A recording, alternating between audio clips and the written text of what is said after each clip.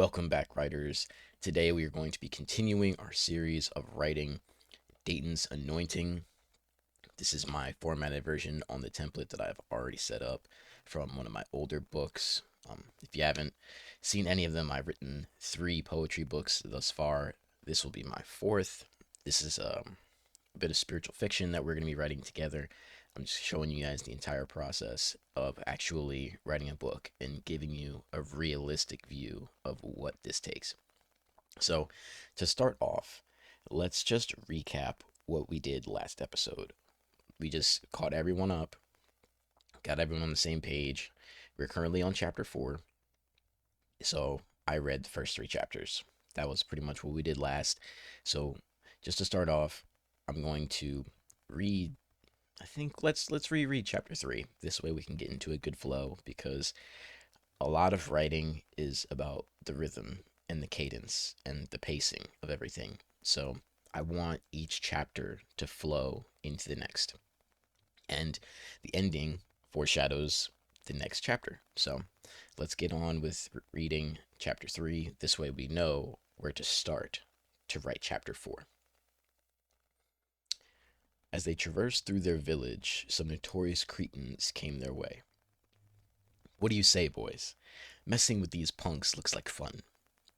Clement, Dustin, and Jorfan of the Luton gang. They were a group of local thugs, bull-headed Bronsons with more bravado than battle skills. Just leave us alone, said LaShawn. We have somewhere to go. Just leave us alone, mimicked the leader. Where are you 2 squirts going that's so important? There's nothing to do in this town but fuck, fight, and drink your weight in booze. It may be a surprise to you, Clement, but some of us have lives. We're off to the temple to train with Master Shui. Sean was doing all the talking for the 2 as usual. He was a tiny fellow, but he had learned to hold his own. After all, in Bronson territory, his stature made him a target, and he knew the laws of the land. If you didn't learn to defend yourself, you were dead. That is why he trained under Master Shui. The monk. That is why he trained under Master Shui. The old monk no one dared to cross. You think that old fool could protect you? He hasn't been to battle since the 20-year Trifact War, chimed in Dustin. He's more washed up than my first training gi. Next was Jorfan.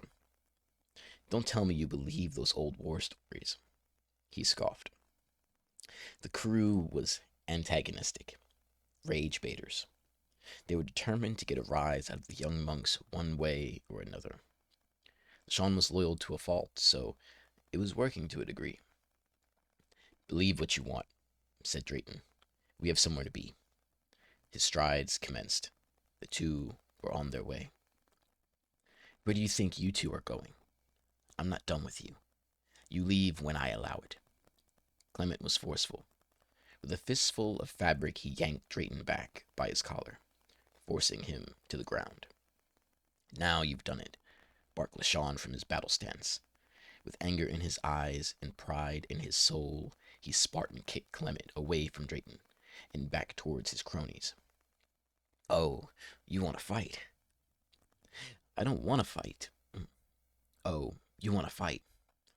I don't want to, but it seems that's how it has to be. I'm not going to sit back and let you bully me or my friend. You heard him, boys. Let's go to war and put these scrubs in their place. The look on Clement's face was one of ecstasy, a sinister grin with evil intentions connecting his cheekbones, a lust for blood occupying his irises, a subtle tone of dehumanization hollowing his pupils. With violence as his volition, the scuffle was inevitable. After all, when we look for things long enough, we always find them. Drayton got back to his feet quickly, but it was too late. Jorfan and LaShawn were already swinging fists at one another. At first, the fight was even. Then LaShawn did what he did best. Adapted. Jorfan had a bad habit of dropping his guard for too long when he threw his favorite right hook, and LaShawn read his movements like a book. He countered with he countered with a right uppercut that not only shook his confidence, but rattled his brain, forcing him to stagger backwards. Clement couldn't stand for such an outcome. With a smooth gesture to Dustin, his scheme began. Just when LaShawn was about to deliver the finishing blow, Clement cracked on him. Just when LaShawn was about to deliver the finishing blow, Clement cracked him on the base of his spine. His weapon of choice? A random plank of wood used for house repairs 2 inches thick. When Drayton noticed the ambush was coming, he screamed. When Drayton noticed the ambush was coming, he screamed, LaShawn! But just as he lunged forward to provide reinforcements, Dustin dragged him back with a rear naked chokehold. Where do you think you're going, bud? You're busy with me. And the brutality continued. Clement started stomping in LaShawn's rib cage while Jorfan collected himself. Are you just going to stand there, or are you going to join in on the fun? Jorfan dropped his right hand from his jaw and followed his leader's example. This had always been the plan, to jump them into submission. Drayton soon found it difficult to breathe. Dustin was squeezing to his heart's content, cutting off his airway and the blood circulation to his brain. With blackening vision and tears in his eyes, Drayton's spirit started to collapse. But then something magical happened. As Drayton thought about his friend's pain, thought about the cruelty laced in the situation, a ball of energy began to swell in his chest, igniting like a raging fire. Enough! The ground beneath them began to shake. They had never experienced an earthquake before. Everyone was startled. So much so that Dustin loosened his grip. Drayton was so focused. Drayton was too focused to waste the opportunity. Within a fraction of a second, he thrust his elbow into Dustin's core. Oof, he grunted as he let go. You know what I hate about guys like you? The magnitude of the quake, as well as his tone, increased with every step Drayton took. You rely on cheap tricks. The seriousness in his eyes was deafening. Even if they had a rebuttal, his assailants were too afraid to speak. You wanted to fight, right? How about I give you a burial instead? With one swift motion, Drayton stomped the ground, forcing a crack to seek Justin's feet. A crater formed the moment it reached his body, 20 feet deep and wide enough to fit 5 men. Clement and Jorfan stood motionless, stagnant like statues freshly carved from the sculptor's chisel. His sheer presence is sending chills up my spine, thought Clement. And in the next second, Drayton turned his foot as if it were a key. With a shriek, Jorfan squeaked, He just closed the crater! We gotta get out of here. This guy's a freak. Before Drayton could react, LaShawn was at his side with a hand on his shoulder. Thanks for protecting me. I think they've had enough. Let's go to the dojo. Okay, so that was our first fight scene, our first battle scene of the story. I didn't want to wait too long before introducing that because I like thriller novels and I like novels that keep me engaged and are exciting. So that's just what I wanted to write. Let me check how far I went down before starting the next line. I gave it 1 space. Okay. And as you can see, this is not edited. So when you are writing, don't nitpick your editing off the jump because you're gonna go back and we're gonna edit this. So it's okay that we have little red dashes here and little mistakes. Like there's an editing phase for a reason. It is most important to just get your full exhale and just get the words out. You can always go back and edit it later. And if you're new to editing, it would be wise to pay an editor if you can. I will show you guys how I edit my books because I personally have edited all 3 of my own. And at this point, I've gotten good at it. But that also takes time. And I understand if somebody doesn't want to invest that time and energy, especially if they have a lot of things going on, life be lifing. So, anyway, we are going to get into chapter 4 where they arrive at the dojo. And for this, I also have to introduce another character into the story, right? The leaders of the dojo is the things that I'm thinking that I have to bring into this story now. So I mentioned that they're going to train with Master Shui. Also, earlier in the chapter, I mentioned, or earlier in the book, I should say, I mentioned another character. I foreshadowed him. So I have to introduce him at some point. I'm just not sure if it will be this chapter. I may just mention them by name. So let's go back and see. I think his name was Wiggins, if I remember. I think it was in chapter 2. See, luckily, I wrote short chapters, and I don't feel bad about it. People have very short attention spans anyway, so I find it best to just keep them short and sweet. I'm almost writing scene by scene, to so to say. I'm really just thinking, oh, this would be a good section to stop at, and then I'm stopping, and then I'm honestly reformatting the chapters later. So we're just gonna write today until I get a full exhale. Let's see.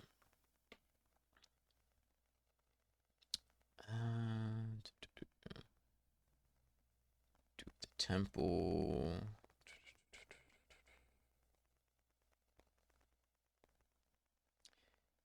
Yeah, Master Wiggins. Master Wiggins is going to be mad at us.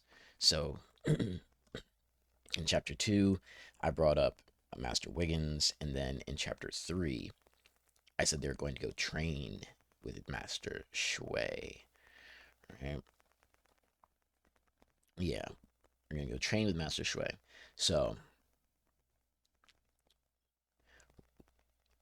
because I introduced two people or foreshadowed them, I have to create some sort of hierarchy.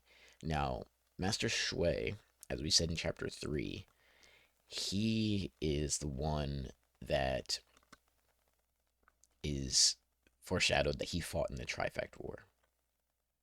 But in chapter 2, I mentioned um, Mr. Wiggins is going to be mad at us. Let's see.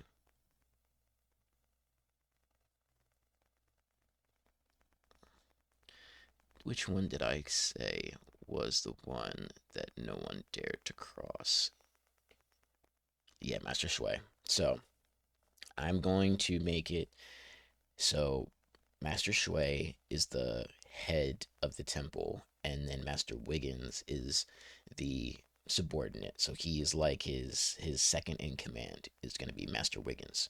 So, and I said Master Wiggins is going to be mad at them.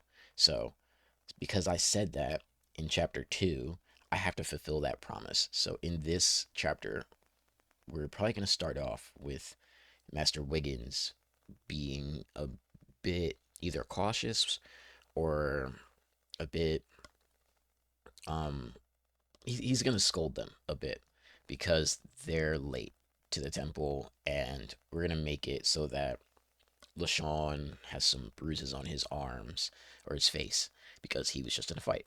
So we do that, and then Master Shui is like that old head of the temple, almost like if you've seen Rush Hour 3, how they have the old blind guy who's Master You, when Chris Tucker gets upset because he's like, "Who are you?" He's like, "I am you." No, no, no, you. He's like, "I've just told you." And then the subordinate is me, and he's like, "He is me, and I am you." Right? One of my favorite movies. Um, so we're gonna have it something like that. So Master Shui is gonna be the old guy that is just a total badass, and no one really wants to cross because he fought in the last war and he was dropping bodies. So let's start off. How do we start off? Let's see. I started off with a spoken word poetry background, so I like to speak through my sentences as I'm writing just so I can get in a good flow state. So we ended this with before Drayton could react, LaShawn was at his side with a hand on his shoulder. Thanks for protecting me. I think they've had enough. Let's go to the dojo. Hmm. Let's just say Master Wiggins was waiting outside the dojo door.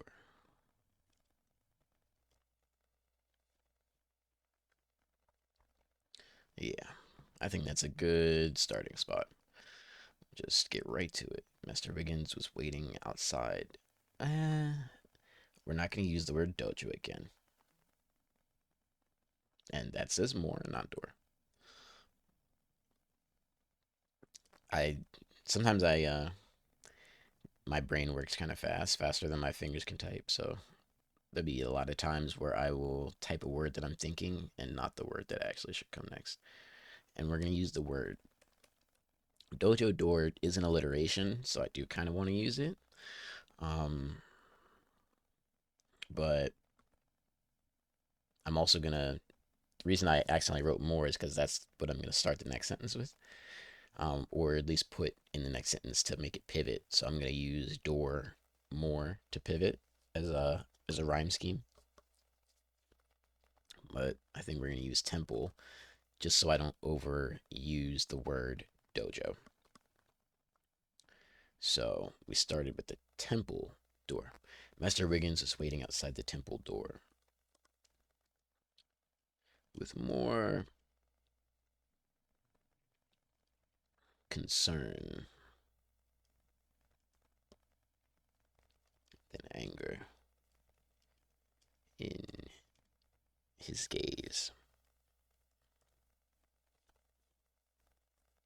Yeah, something like that.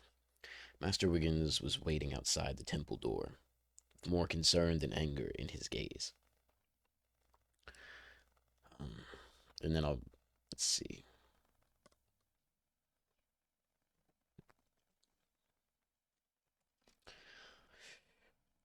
Are you boys okay? Right? So now you see the rhyme scheme, right? I just want everything to carry one sentence, one chapter into another. I wanted to have a cadence. I wanted to have the original storytelling was spoken. So I want this to sound good off the tongue. I wanted to read well out loud. So that's another reason why I write by saying these things out loud. Let me take a sip of water before we continue.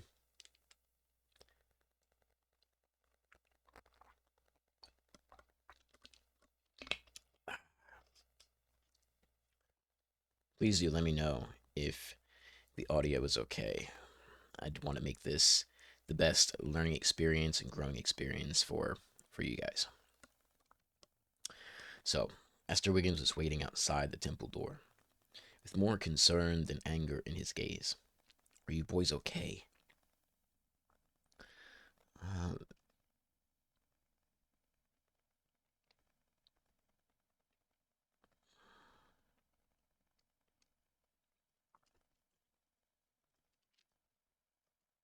the ground was shaking.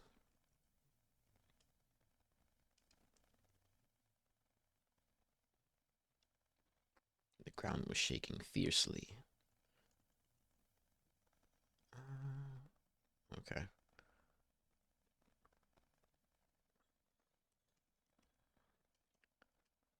Some moments ago. I figured I misspelled fiercely. You'd be surprised how many times someone that writes books misspells things. Mm. Mr. Wiggins was waiting outside the temple door, with more concern than anger in his gaze. Are you boys okay? The ground was shaking fiercely um, some moments ago. Then we'll break it up.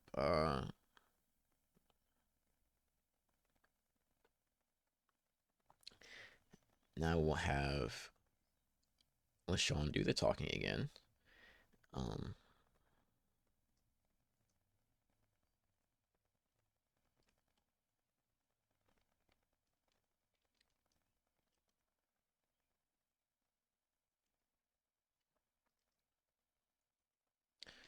We're fine, Master. Uh,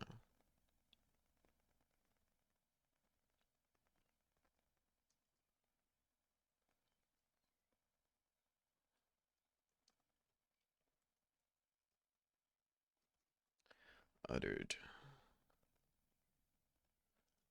LaShawn as he bowed. Okay.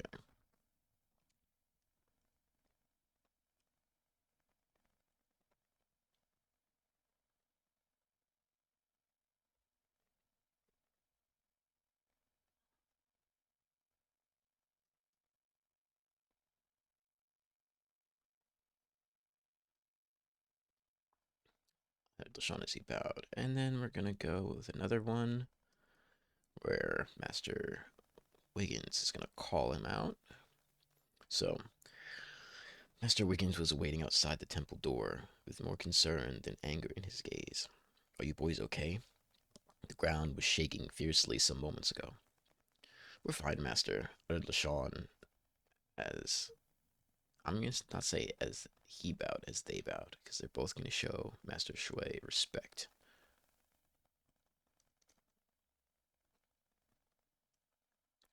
as they bowed.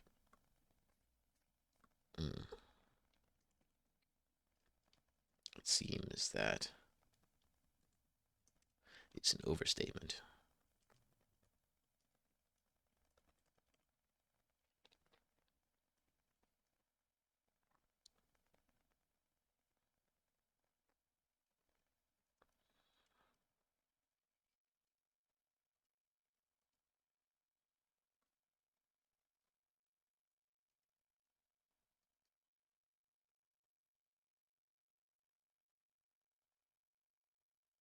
What happened to your eye, LaShawn?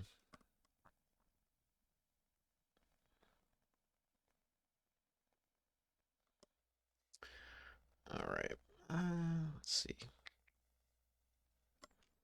It seems that it's an overstatement. What happened to your eye, LaShawn?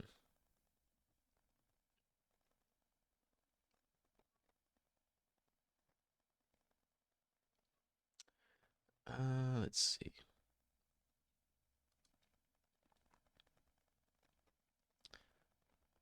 Mm,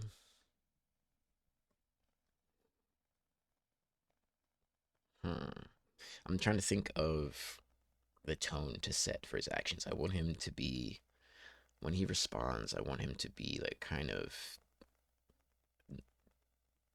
like a little self-conscious almost, or like reluctant to tell his master that they got into this fight as if he's like breaking the rules. Um, I'm just trying to think of the right words to use. Um, Afterwards, if you guys think of any words that I could have used for this, please do feel free to drop them in the comments down below, and we can almost collaborate on this. It'd be nice to get you guys involved in the whole writing process. It seems that is an overstatement. What happened to your eyelash, Sean? Oh, yeah, I'm just gonna say,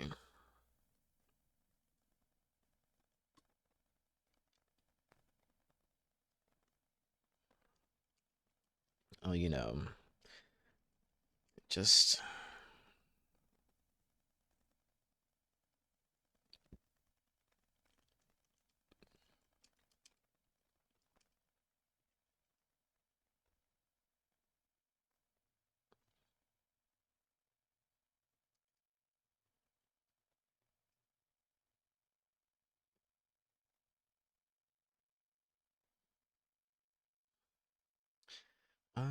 is running really okay? That makes sense. It could be a hyphen. Yeah, I can already tell I'm gonna have a lot of editing to go back over and commas to add, but we will get to that later. Oh, just another running. I'm gonna fix these right now because I can hear them in how I'm talking. Just another run in with the Luton gang. Those Bronsons. Yeah. have nothing. Those Bronsons with nothing better to do. Yeah, not.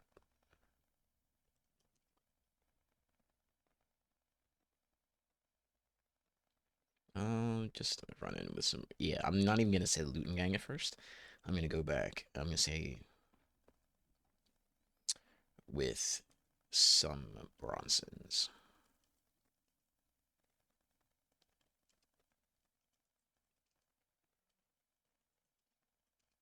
with nothing better to do.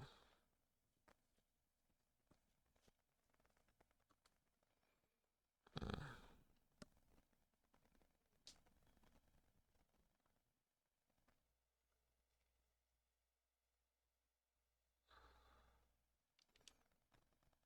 mm, yeah, with nothing better to do.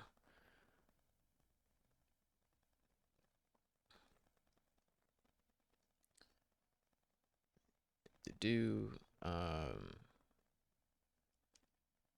And then I'll say, are these the same ones who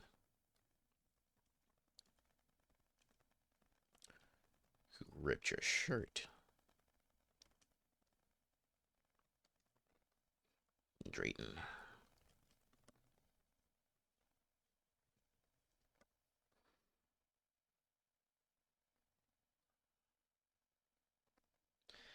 Are these the same ones who ripped your shirt, Drayton? Or do I say, Drayton, are these the same ones? Hmm. Nothing better to do. Drayton, are these the same ones who ripped your shirt? Yeah, I think we're gonna put it in this in the front.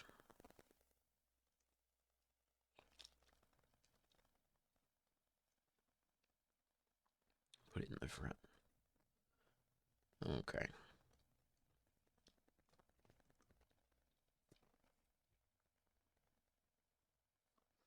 Then we'll have him respond with,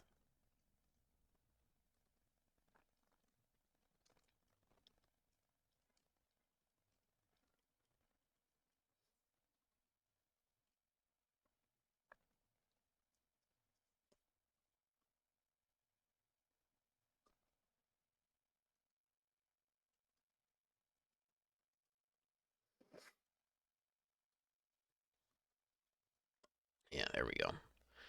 Master Riggins was waiting outside the temple door, with more concern than anger in his gaze. Are you boys okay? The ground was shaking fiercely some moments ago. We're fine, Master, uttered LaShawn as they bowed. It seems that is an overstatement. What happened to your eye, LaShawn? Oh, just another run in with some Bronsons with nothing better to do. Drayton, are these the same ones who ripped your shirt? It was the Luton gang, sir, said Drayton. And all that kind of rhymes as well. So I think we did a good job of weaving these together so far. It was Luton gang, sir. Really want to. It's Luton gang, sir, said Drayton.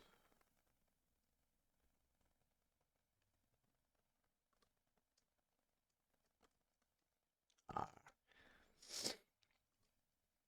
so Clement is responsible.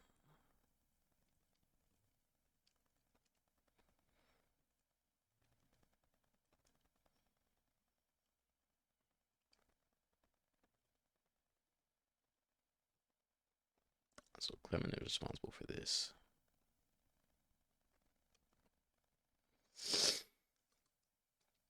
Hmm. I wonder what caused that quake.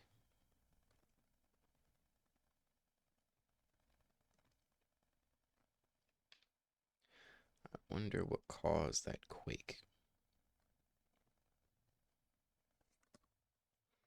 And now we can have the boys act a bit self conscious.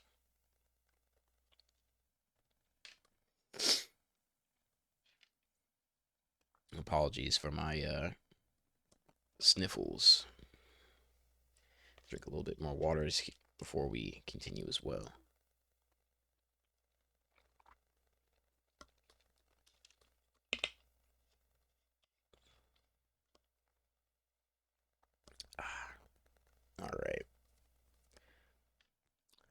wonder what caused that quake.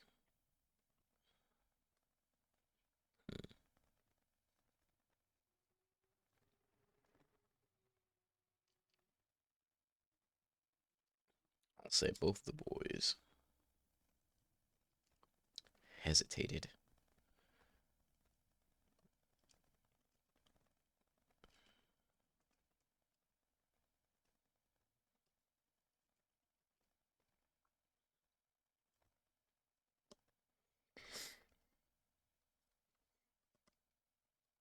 Oh, yeah, both the boys hesitated to tell their master the truth.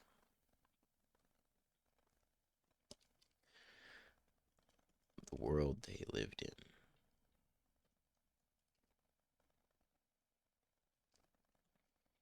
was ruthless.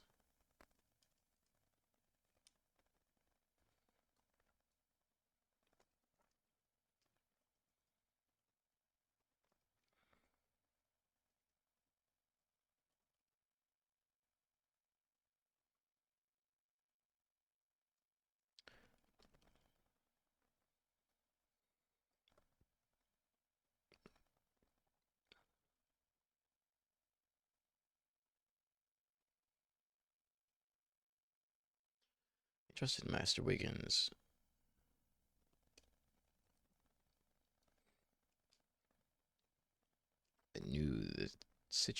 but knew the circumstances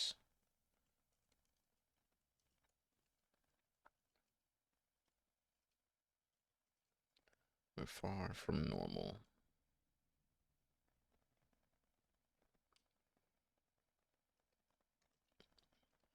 If he could help them,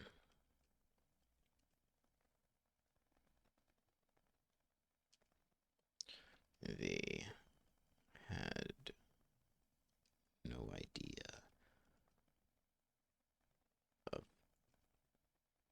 of the means.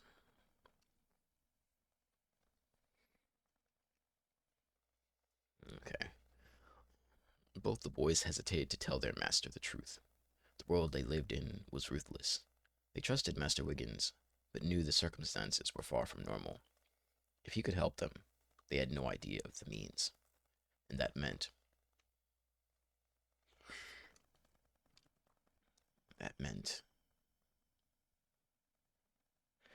uh,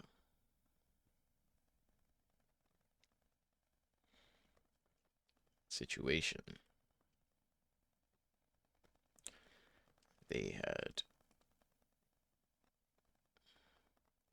I won't put the word just. I don't want to put more words in the sentence than necessary.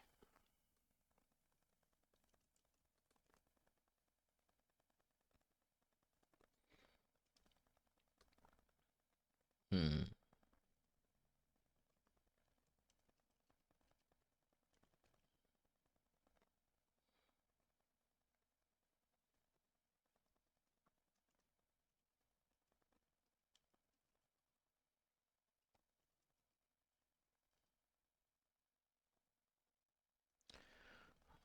Word out eventually.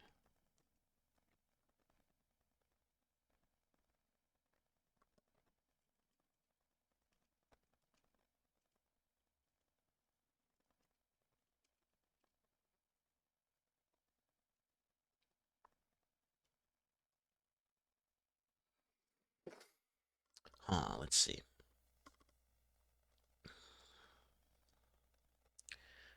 Both the boys hesitated to tell their master the truth. The world they lived in was ruthless. They trusted Master Wiggins, but knew the circumstances were far from normal. If he could help them, they had no idea of the means. That meant the situation they had survived must remain a secret, at least for the time being. Word would get out eventually, but that was a bridge to be crossed after breakfast. Um, do I want to say breakfast? Um, mm, I'll say practice. After practice.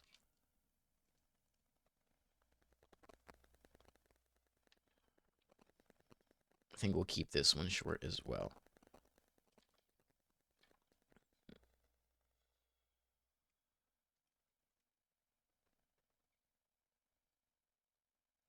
For now,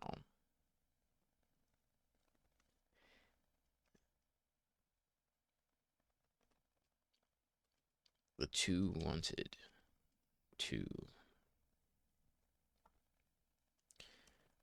feel something normal.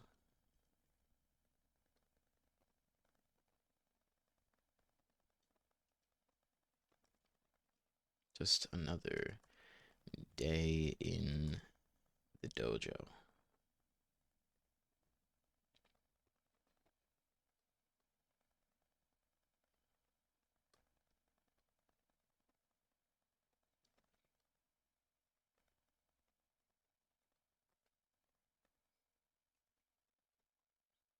Just another day in the dojo learning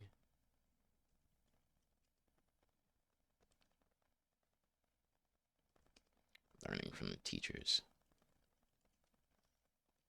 they so admired.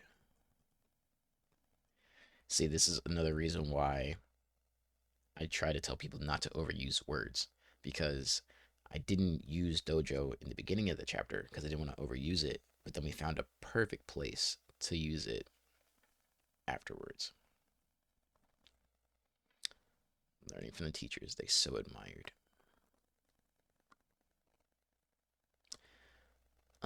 Let's see.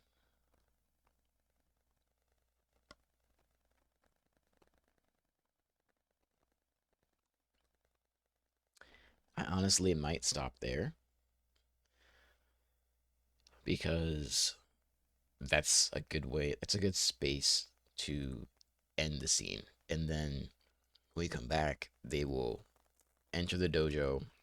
We will also introduce Master Shui and they will have practice and we'll let them have their sense of normalcy. We'll also give people, the audience, a bit of insight as to what their training looks like in this world, right?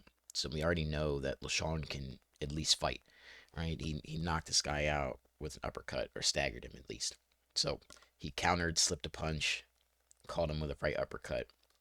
So they're capable, and I want to paint the picture as to how they get to that point. And next chapter we will probably end with a call to action of Master Shui calling out the boys for the quake, or will like foreshadow some legend told long ago that Master Shui knows, and that will give us, or that will give the audience some context as to what is going on with Drayton and how maybe Master Shui has some insight on that. So I think that is exactly what we will probably do. And over here, I will update and we will start chapter 5 next episode. So, if you enjoyed this video, please do leave a like and subscribe. It does help the channel out, it does help it grow, and it will get this in front of more writers so that we can grow together and we can make some stories that inspire people to read and just bring these things back to life. I believe everyone has a story to tell, and I want to help more people tell their story because you never know who you're going to inspire or who you're going to help. But that has been today's episode of Writing with an Author and writing some spiritual fiction. And I hope that you all have a great day, and I will see you next time, writers. Have a good one.